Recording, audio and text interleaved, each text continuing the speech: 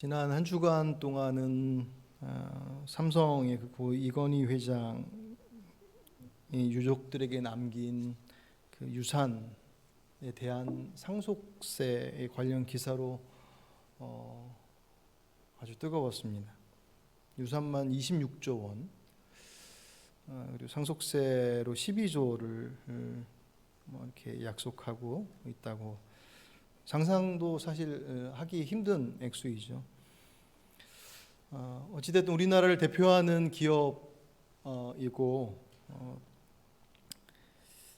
유산 분쟁 없이 그래도 그 상속세에 대한 부분들을 약속하는 모습을 통해서 좋은 선례를 남긴다라고 하는 그런 부분들, 긍정적인 부분인 것이면 틀림없습니다. 좀 더 이제 기대하기는 그렇게 좋은 선례를 남기는 것처럼 지금 현장들 속에서 그 갈등 가운데 있는 그 속에서도 어떤 좋은 선례들을 남길 수 있는 기업이 된다면야 더할 나위 없이 감사하겠죠. 그렇게 삼성과의 유산에 관련되어진 그런 뉴스가 떠들썩한 한편에 정진석 추기경의 임종 소식이 전해졌습니다. 여러분들 들으셔서 아실 겁니다. 그 두 뉴스가 이렇게 들려져 오는데 참 묘하게 대비가 되더라고요. 보니까는 그 정진석 추기경께서도 그 가지신 재산을 이렇게 기부하셨는데 보니까는 명동 밥집에 1,000만 원, 선교 장학회 5천만 원 기증하시고 800만 원을 이제 통장에 남겨 두시는데 본인이 장례식에 쓰려고 준비를 해두셨는데 교구에서 이제 식구들이 그랬겠죠. 우리들이 해야지 어떻게 추경께서 하시겠냐. 그래서 그 800만 원 남은 거는 그 병원의 의료진과 수고해 주신 분들의 선물의 몫으로 그렇게 다 나눠주셨다, 남기셨다고 그러시더라고요. 또 안구까지 기증하셔서 정말 하나도 남기지 않고 다 드리고 떠나시는 모습을 보면서 삼성가의 유산과 그 정진석 추기경께서 남기신 그 유산이라고는 그렇지만 어쨌든 그 모습이 그냥 절대적인 평가로 본다면 사실 비교가 되지 않죠. 상속세만 12조니까 어마어마한 것인데 또 정진석 그 내용들을 절대적인 평가가 아니라 상대 평가로 한다고 한다면 이분은 자신의 모든 것을 다 드렸거든요. 제가 그 뉴스를 보면서 딱 바로 생각났던 것이 그 가난한 과부, 한 두 랩돈 드렸던 그 과부의 모습이 생각나더라고요. 많은 앞에 부자들이 많은 예물을 드린, 그들이 잘못했다는 건 아니었어요. 하지만 이 중에서 최고의 정말 가장 많은 예물을 드린 것은 이 여인이다. 왜냐하면 그 여인은 자신의 전부를 드렸기 때문이다. 그 동전 두 잎이 자신의 전 재산이었음에도 불구하고 전혀 부끄러워하거나 비굴함 없이 그 부자들의 틈새에서 동전 딸랑 들어가는 소리가 나거든요. 청동으로 만든 헌금함이었기 때문에 아마 그 모습 똑같이 비교할 수는 없겠지만 그 모습이 생각이 났습니다. 오늘 본문도 유산 얘기가 언급되어져 있습니다. 우리가 13절부터 읽으셨지만 사실 1절부터 12절까지 내용을 보시면 그 예수님께서 제자들에게 앞으로 어려워질 거다. 생명의 위협이 올 정도로 너희들의 신앙의 문제에 대해서 도전이 올 텐데 비장한 각오로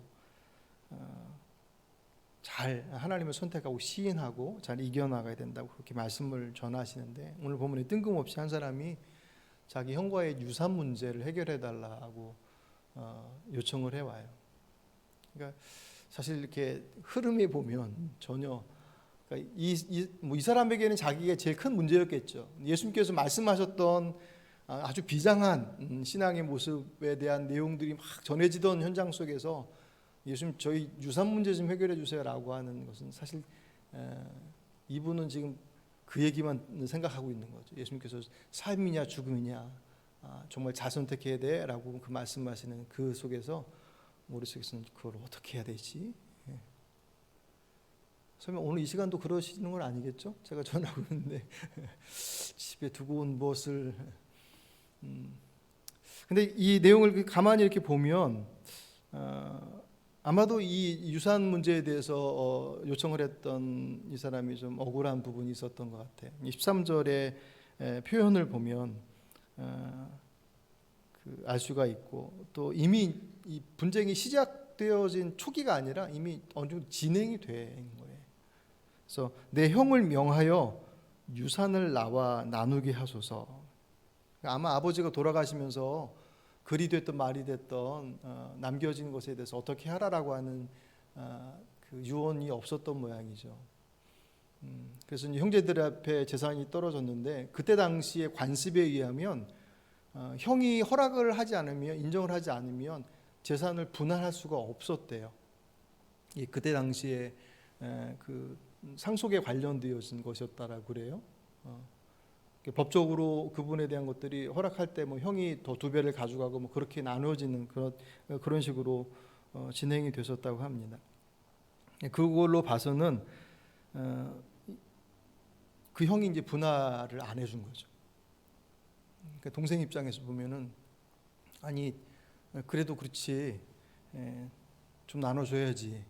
그러니까 억울한, 동생의 입장에서 보면 억울한 측면이 있는 거란 말이죠. 그러니까 그 억울함을 얘기할 때의 그 전면에는 예수님 늘 그러셨던 것처럼 이 불의한 상황들, 불공평한 상황들을 좀 공평하게 정의롭게 좀 해결해 주십시오.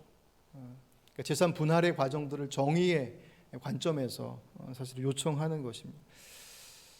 그때 당시는 랍비들, 오늘 본문도 이제 그 선생님이라고 부른 호칭 이제 랍비어라고 부르는데, 그 랍비들에게 그런 요청들을 많이 했던 모양이에요. 근데 예수님께서 워낙 이제 평상시에 힘 없고 또 소외되고 어려운 이들과 늘 함께 하셨던 분이었기 때문에 아마도 이 사람이 그 얘기를 듣고 예수님께로 왔던 것 같습니다. 근데 오늘 본문의 말씀 보시면 예수님께서 불편해하셔요. 그 얘기를 그가 얘기하는 유산 문제를 들고 나온 그 사람의 정의가 사실 이미 자신의 입장에서 정리가 다 되어버린 정의. 그러니까 그 정의 기준이 정말 옳으냐라고 하는 그 정의에 대한 부분들이 점검도 필요할 뿐더러 이미 이제 그가 주님께 요청하는 것은 자신이 만들어 온 정의에 주님이 가지고 계신 권위와 능력으로 해결 좀 해주십시오라고 하는 그런 의미이죠. 물론 이제 그 형에게도 문제는 있을 거예요. 근데 이 사람 또한 어쨌든 그렇게 요구하고 있는 그 내용들을 봤을 때는 적어도 형과의 관계의 부분보다는 정의라고 하는 이름으로 재산 분할을 이루어야 되겠다라고 하는 물질, 재물에 대한 욕심이 더 많아요. 그러니 예수님 입장에서는 그거 딱 판결해 주는 것으로 인하여서 그 집안은 이제 끝장나는 거잖아요. 만약에 이 동생이 예수님께 처음에 물을 때 예수님 아버지가 돌아가셨는데 유언을 안 해주셔서 재산이 남았는데 지금 그것 때문에 갈등 가운데 있습니다. 까딱하다간 이것 때문에 형제지간에 등지게 생겼는데, 그렇다고 해서 유산을 또 안 받고 포기하자니 그렇고, 만약 그렇게 접근해서 주님께로 물었다고 한다면 예수님께서 좀 다르게 반응하셨을 거예요. 근데 이 사람의 요청은 억울합니다. 그러니 판결해서 분할해 주십시오. 그러면 이제 이 집안은 끝장나는 거잖아요. 예수님께서 그 물음을 요청을 들으시고 거기에 그래 네가 억울한 것 맞다 그렇게 판결해 주실리 만무하죠. 아마도 예수님이라고 한다면 관계를 회복시켜 주심으로 인해서 잘못되어졌다고 생각하는 그것이 정의가 됐던 불공평이 됐던 그 내용들을 조정해 주시려고 했지, 정의를 선언함으로 인해서 그들의 관계를 깨트릴 일은 그렇게 하지는 않으시죠. 물론 상황에 따라 다르긴 하지만 이 상황 같은 경우는 형제 간의 문제이기 때문에 더욱더 그렇습니다. 그래서 예수님께서 그에게 말씀하시는 게 오늘 본문에서는 그렇게 표현되어지는 게요. 오늘 14절 보시면 이르시되 이 사람아 누가 나를 너희의 재판장이나 물건 나누는 자로 세웠느냐. 이미 이 어조 자체가 우리가 딱 봐도 주님께서 흔쾌하지 않으시다라는 게 보이잖아요. 근데 이 사람아라고 하는 부르는 호칭 자체가 그 단어 자체가 퉁명스럽게 부르는 그런 의미들을 가지고 있는 단어라는 거예요. 그러니까 예수님도 짜증이 나신. 그럴 만도 지금 목숨 걸고 지금 신앙을 지켜야 된다. 하나님에 대해서 시인하고 거기에 대해서 정말 그 믿음의 줄기를 잘 붙잡고 있어야 돼라고 말씀하고 있는데 그 재산에 대한 부분들을 얘기하는데 그 안에 감추고 있는 또 다른 생각이 있는 것을 얘기하는 그 모습에 주님께서 짜증이라고 표현하면 그렇지만 안타까움도 그리고 그의 그 가려진 그 모습을 불편해 하셨습니다. 주님께서 그에게 말씀하신 오늘 15절 보시면 그들에게 이르시되 삼가 모든 탐심을 물리치라 사람의 생명이 그의 소유에 넉넉한 데 있지 아니하니라 하시고 그 사람에게 그 말씀을 하시고 난 다음에 그 말씀의 대상들을 제자들에게 이어서 이 문제는 이 사람만의 문제가 아니다. 우리들의 문제, 너희들의 문제와 다르지 않다. 여기 오늘 본문의 내용도 돈에 대한 문제예요. 복음서 보시면 예수님께 돈에 대한 문제를 되게 많이 말씀하셨어요. 중요하죠. 돈 싫어하십니까? 다 좋아하죠. 애들도 좋아하는데요. 우리 삶 속에서 돈이라고 하는 것이 가지고 있는 위치 대단히 중요한 부분을 차지하죠. 문제는 그 돈이 가지고 있는 역할과 그 기능 그 이상의 자리를 차지하고 있어서 예수님께서 유일하게 하나님과 겸해서 섬길 수 없는 것으로 그 반열을 주님의 반열로 올려놓은 어떻게 하나님하고 돈하고 같은 반열에 오를 수 있겠습니까? 우리의 입장에서 그럴 수 있다라고 하는 그런 사실 무거운 말씀인 거죠. 우리 나라로 보면 어느 정부가 사실 세워지든 경제 정책에 있어서 성공한 정부, 경제 정책에 실패한 정부에 대한 국민들의 판단은 아주 냉엄하죠. 아주 혹독합니다. 경제 문제에 대해서 그래도 잘 이끌어왔으면 다른 부분들은 그래 대단히 유하고 이렇게 넉넉하지만 경제 문제에 대해서 실패한 정부에 대해서는 아주 냉혹하죠. 현 정부는 벌써 이제 부동산 정책에 있어서 이미 틀어져 버린 것이 스스로도 인정을 해왔고 지금 현장들 속에서 워낙 어려우니까 실패한 정부가 돼버린 거예요. 그렇게 여겨지고 있고 특히 젊은 세대의 꿈을 다 빼앗아가 버린 주구장창 이렇게 흩어져 나가는. 그래서 요새 또 나오는 게 그 비트코인에 대한 것 때문에 또 한동안 소란스러웠지 않습니까? 2030 그 젊은 세대들이 아무래도 뭐 다른 부동산이나 그런 부분에 들어가기에는 주식도 그렇고 들어가기에는 뭐 틈도 없을 뿐더러 능력도 안 되니 이 비트코인은 또 전혀 그쪽하고 다른 세계이기 때문에 또 IT 쪽으로 훨씬 더 가깝기 때문에 거기에 이제 올인하는데 요새 말로 영끌이라고 그러죠. 영혼까지 끌어모아서 갖다 부었는데 문제는 위험스럽다는 거잖아요. 금융위원장인가요? 그분이 조심해야 된다라고 경고했다가 청와대 게시판에 자진 사퇴하라고 15만 명이 벌써 체킹했어요.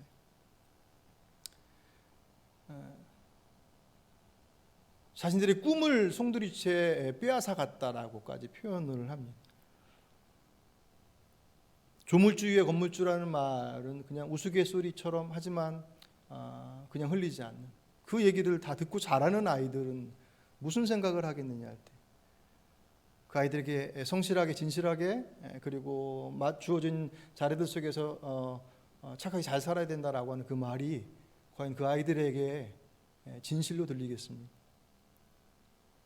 모든 관심이 다 그곳에 맺혀져 있는 것을 TV를 봐도 우리 집에서 엄마 아빠를 봐도 별다름이 없어 보이는. 왜 그렇게 소유에 집착하느냐? 왜 물질에 돈에 관련되어 있어서는 이성적 판단까지 상실할 정도로 그렇게 집착하느냐라고 하는 것에 있어서 두 가지의 뿌리를 얘기해요. 하나는 욕심, 탐욕, 그리고 또 하나는 두려움.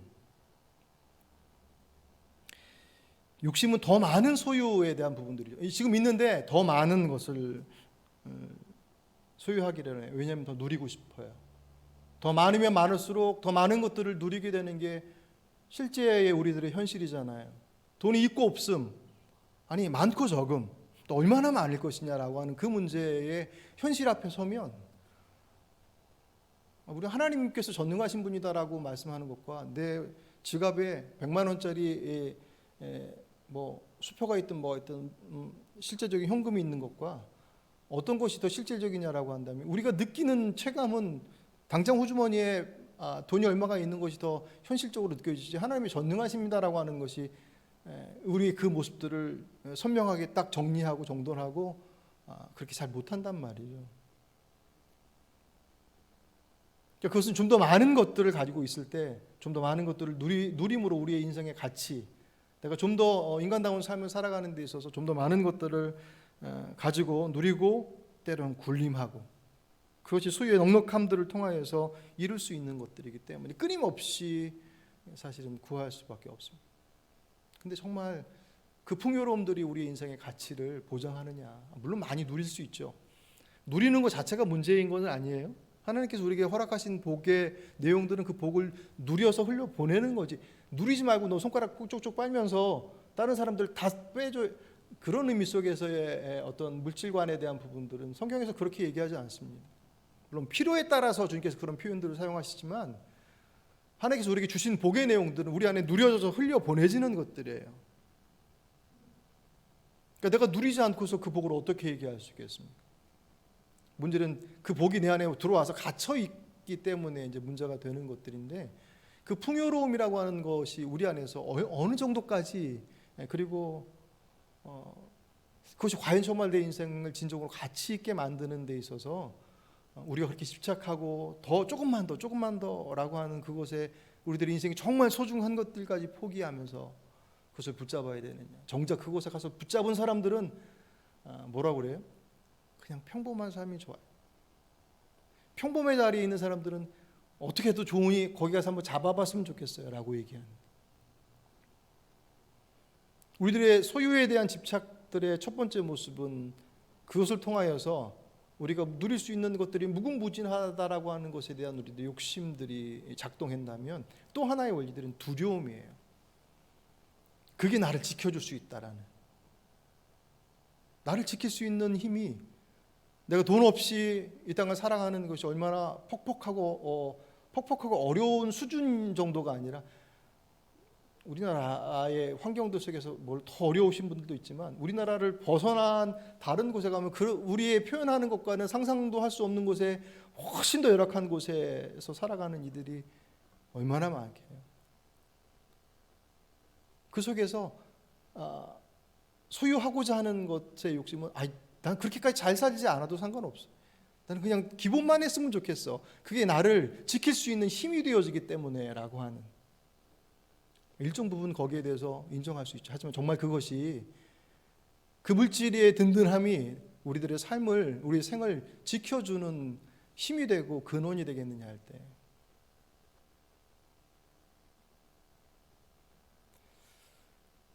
어떤 면에서는 답을 알죠. 우리들 안에서. 그럼에도 불구하고 끊임없이 그것을 추구하고 살아갑니다. 예수님께서 그런 모든 모습들을 보시고서 오늘 본문에 아까 읽었던 15절 말씀에 그 뒷부분에 대한 것들을 더 강조하시는 거예요. 그들에게 이르시되 상과 모든 탐심을 물리치라, 사람의 생명이 그 소유에 넉넉한 데 있지 아니하다. 아멘. 사람의 생명이 그 소유의 넉넉함 가운데 있지 않아. 그때나 지금이나 이 말씀 앞에 서면 아멘 하고 흔쾌하게 반응할 수 있는 사람이 얼마나 있겠습니까? 주의 말씀이 힘이 없어서가 아니라 그 반대편에 있는 재물의 위력이 워낙 강력하게 우리의 모습들을 쥐고 흔드는 시대적 상황 속에 있기 때문에 더욱더 예수님께서 비유를 하나 들어주시는 거예요. 오늘 그 내용이 그 밑에 나와 있죠. 오늘 본문에 보시면 그 비유의 주인공 등장하는 사람은 한 부자예요. 이미 있는 부자예요. 이미 이 사람은 넉넉한 사람, 밭에서 나는 수확이 소위 요새 말로 대박이 났어요. 이렇게 놀랄 정도로 봐서는 평상시의 수확보다 훨씬 더 많은 수확을 거둔 것입니다.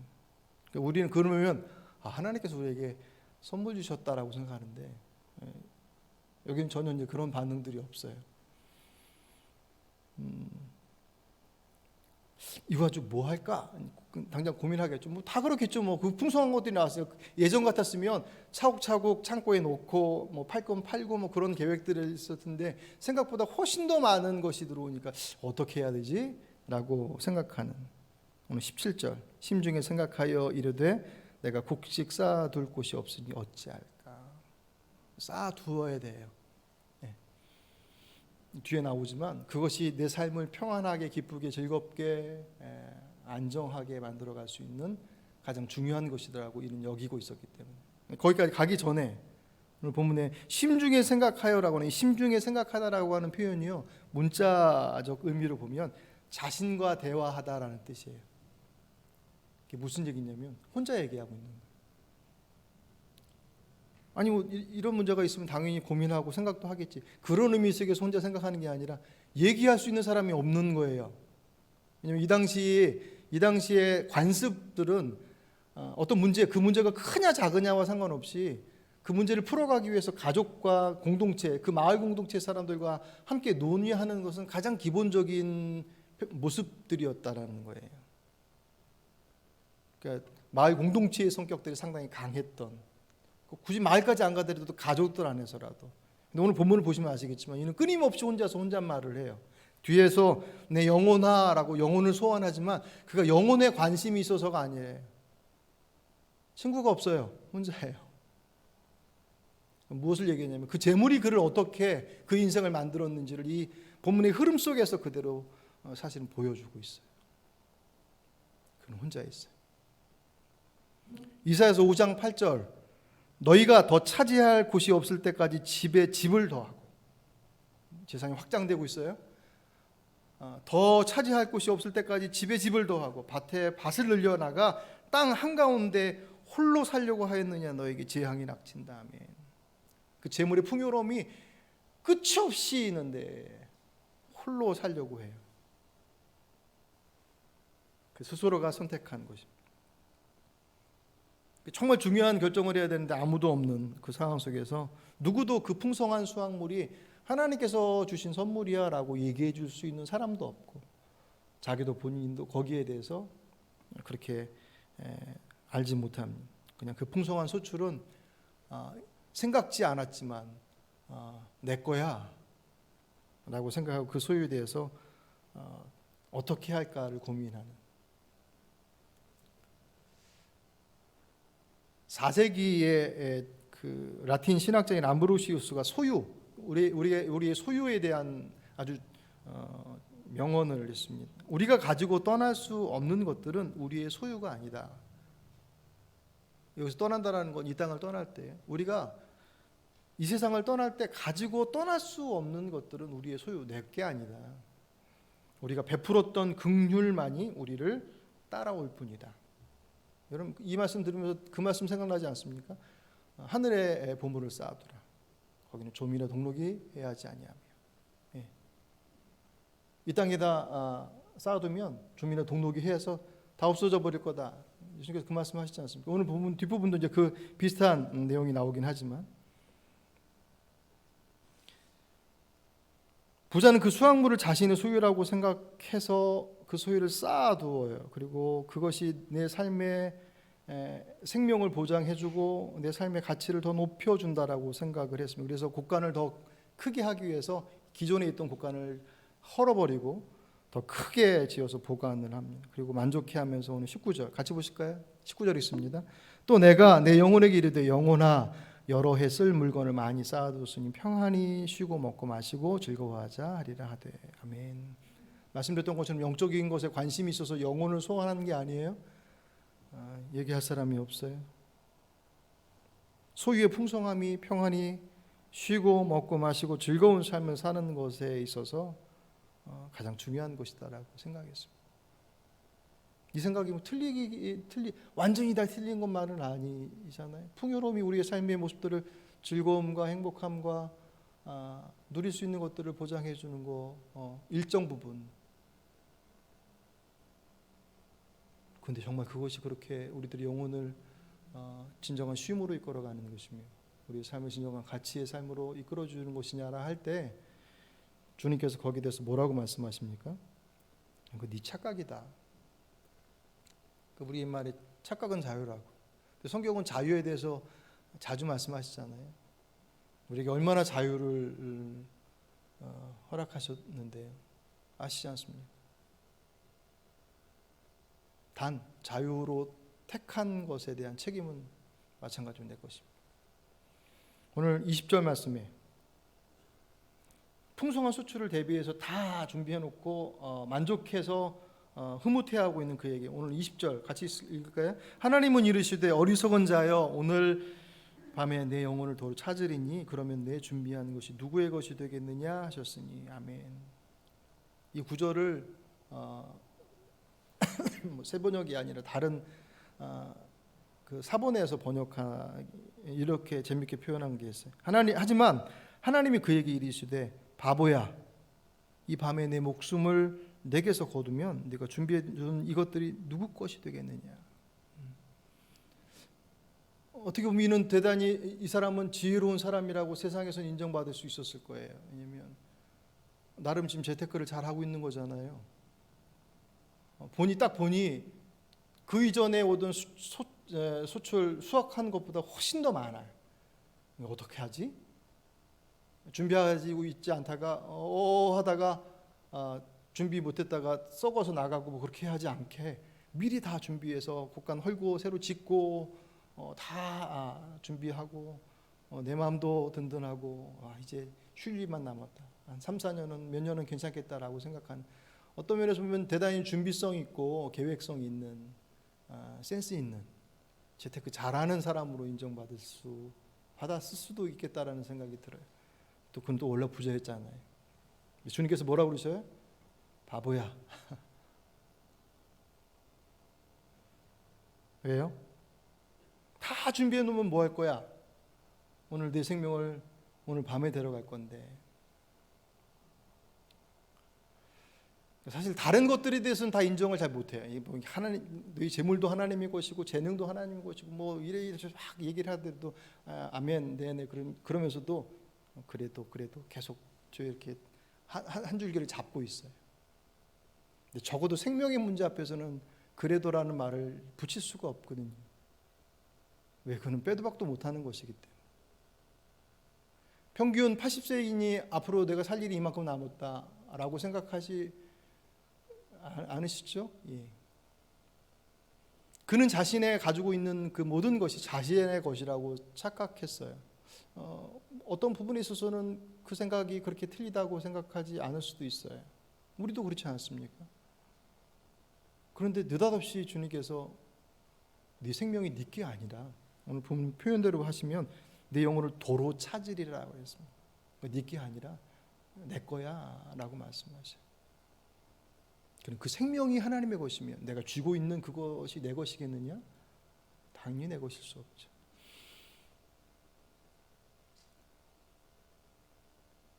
우리의 생명을 지키는 것은 내가 소유하기 위해서 몸부림치며 쌓아두었던 그것, 그게 뭐 통장에 뭐 됐든 뭐 아파트가 됐든 뭐가 됐든 그 재물의 소유함들을 쌓아놓는 그것이 우리들의 생명을 지키는 것, 우리 인생의 모습을 가치 있게 살아가는 것이 아니라는 것을 주님께서는 직접적으로 말씀을 해주시는 거예요.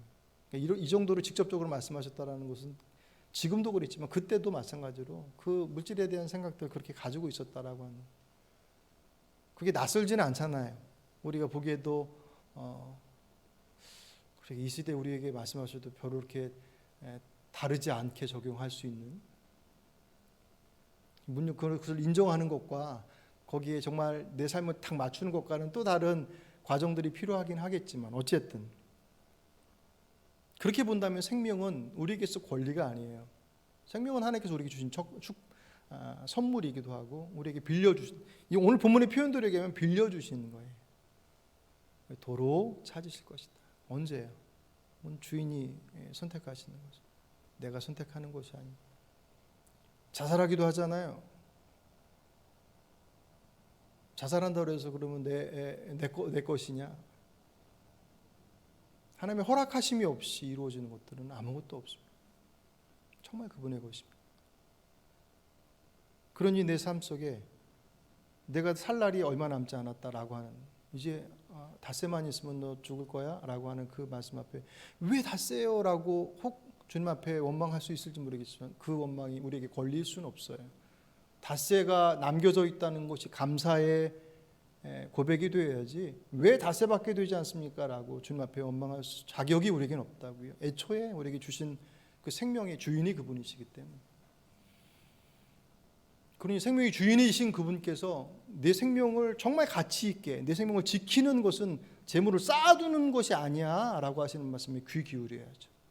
세상은 다 그것이 너를 지킬 수 있어 라고 얘기해서 재테크가 됐든 뭐가 됐든 그 부분들을 잘 준비해 나가는 것이 우리들의 노후와 우리들의 생명과 우리들의 자녀와 우리 가족들을 지켜나가는 아주 든든한 힘이 되어진다라고 모두가 다 생각하고 있는데, 그래서 할 수만 있다면,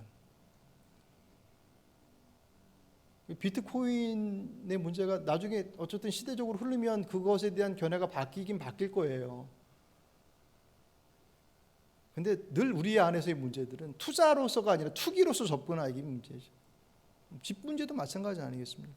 그냥 내가 살려고 사는 집이라고 한다면 무슨 대궐 같은 집을 사든 무슨 집을 사든 무슨 뭐가 문제가 되겠어요? 돈 있어서 큰 집 사는 거야? 그거는 할 수 없죠. 할 수 없는 게 아니라 그건 본인이 누릴 복인 거죠. 문제는 그게 투자로서의 삶의 자리 속에서의 영역들을 넘어서기 때문에 문제인 거죠. 아파트는 줄줄이 져대는데 우리 집은 하나도 없어. 맨날 그런 얘기 하잖아요. 생명의 주이신 그분께서, 아니 생명만이 아니라 이 땅의 주인이신 그분께서 그것을 지키는 것이 네 생명을 지키는 게 아니야 라고 말씀하신 앞에 우리들이 현실의 문제와 정면으로 충돌하죠. 그건 선택해야 되는 거예요.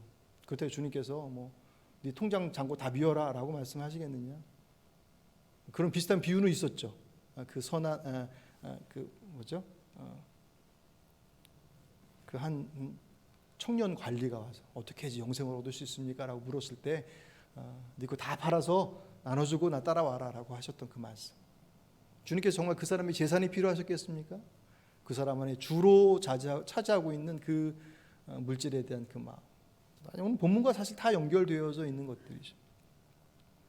주님께서 생명이 됐던, 우리의 소유가 됐던, 재능이 됐던 그것의 주인이신 그분께서 빌려주셨으니 그분의 뜻을 귀 기울이는 것, 그게 지혜로운 것이. 오늘 본문 21절, 자기를 위하여 재물을 쌓아두고 하나님께 대해 부여하지 못한 자가 바로 그 사람과 같다. 하루아침에 그의 삶에 생명의 근원이라고 생각했던 것이 하루아침에 날아가 버려.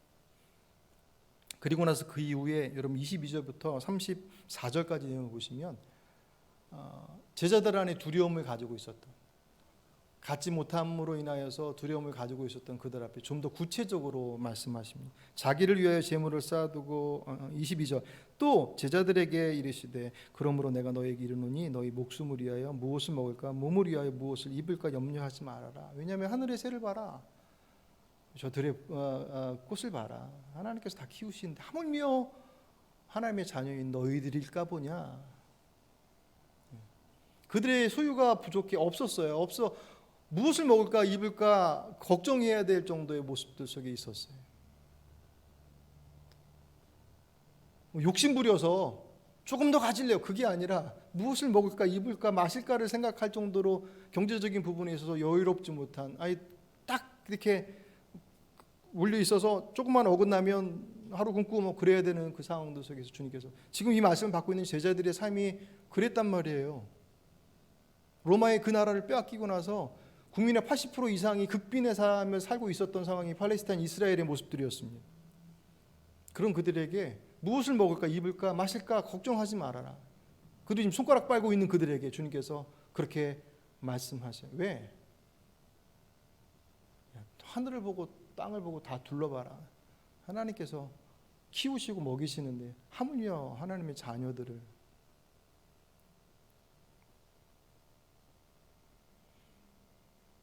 그래서 어떻게 하라고 말씀하십니까? 오늘 33절 보실까요?